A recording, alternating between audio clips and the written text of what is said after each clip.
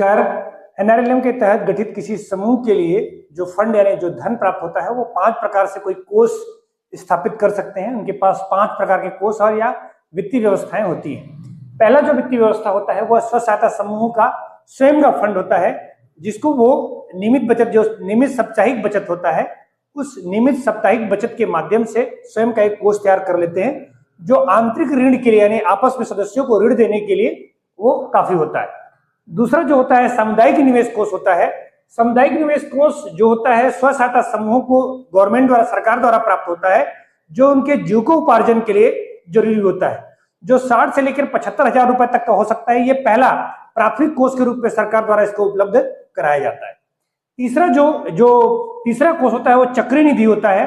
चक्री निधि जो होता है वो समूहों को, वो समूह जो पंचसूत्रों का पालन करते हैं, उन समूहों को चक्री निधि यानी रिवॉल्विंग फंड यानी आरएफ उपलब्ध कराया जाता है।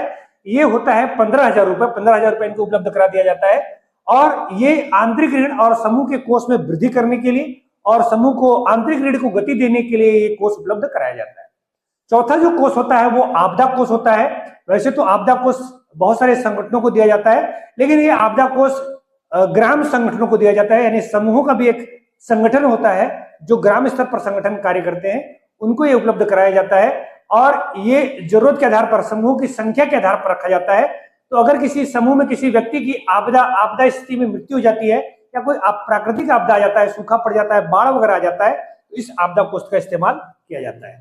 और पांचवा जो वित्त व्यवस्था होता है बैंक लिंकेज प्रोग्राम यानी क्रेडिट प्रोग्राम के तहत बैंक से 6 से 7 वर्षों के लिए रिपीट लोन यानी बार बार वाला लोन उपलब्ध कराया जाता है। और ये जो धनराशि यानी लोन प्राप्त होगा समूहों को, जो एनआरएलएम तक जो लोन प्राप्त होगा, उसमें मात्र 3% की दर से क्या लिया जाता है, ब्याज दर होता है। तो ये 5 प्रकार के फंड याद रखिएगा जो एनआरएलएम के माध्यम से प्राप्त होते हैं।